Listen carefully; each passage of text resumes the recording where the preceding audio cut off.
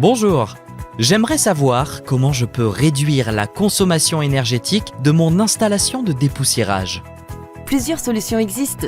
Laissez-moi vous présenter les 7 leviers qui s'offrent à vous. Levier 1. Maîtriser les débits d'air et pertes de charge. Il est important de maîtriser les débits d'air et les pertes de charge à mettre en œuvre pour garantir l'assainissement de vos machines. Les 9 principes de ventilation de l'INRS permettent de définir de quelle manière les process sont confinés, ainsi que d'assurer l'efficacité maximum pour un débit d'air minimum. Mais ce n'est pas tout. Il est nécessaire de maîtriser la perte de charge au sein de la machine. Certaines conceptions sont très énergivores. Ces 2 paramètres seront le point d'entrée pour définir le coût de l'investissement et de son exploitation. En parlant de machines, j'ai aussi entendu que leur disposition pouvait avoir un impact. Est-ce vrai? Levier 2. Position des machines et de l'unité de dépoussiérage. En effet, l'implantation de vos machines et de l'unité de dépoussiérage est importante. La distance entre les éléments qui constituent l'installation a un impact sur vos pertes de charge et la puissance des moteurs.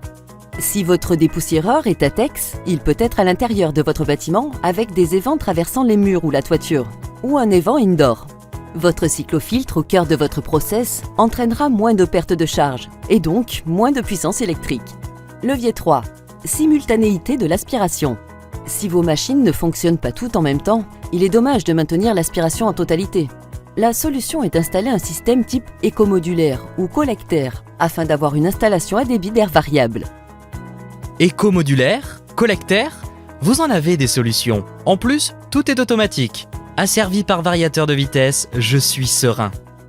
Levier 4. Pression et dépression. Savez-vous qu'un cyclofiltre peut être mis en pression ou en dépression par un ventilateur? En pression, l'avantage est de mettre plusieurs ventilateurs avant un cyclofiltre, afin qu'ils puissent être indépendants. Si je comprends bien, en mettant mon installation en pression, je pourrais gérer la puissance de chaque ventilateur et donc maîtriser mes consommations?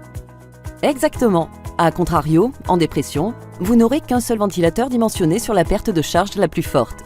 Sa consommation électrique sera bien plus élevée que l'addition des consommations des ventilateurs en pression.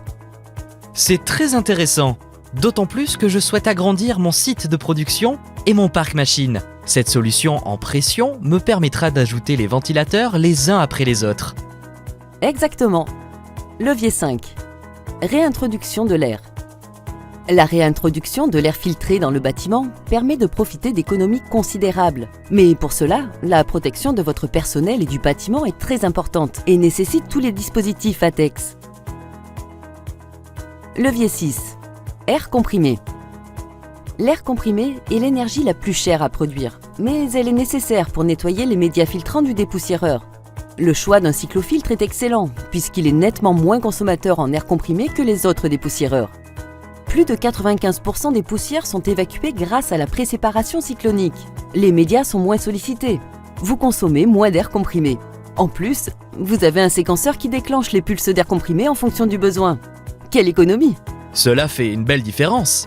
J'ai en plus moins de risques de bourrage sous le filtre. Cela me rassure. Levier 6. Rendement énergétique des moteurs de ventilateurs. IE2, IE3, IE4, vous connaissez? Il me semble, il s'agit de moteurs. En effet, il s'agit de la classification du rendement énergétique international des moteurs asynchrones. Par exemple, les moteurs de la classe de rendement IE4, Super Premium, consommeront nettement moins qu'un moteur de la classe de rendement IE3, Premium, ce qui permet de réaliser des économies d'énergie. Levier 7. Rendement aérolique. La dernière solution pour réaliser des économies est le rendement aérolique. Savez-vous qu'il existe un lien entre les turbines et le rendement aérolique? Non, ça ne me dit rien. J'ai besoin d'éclaircissements, Cathy.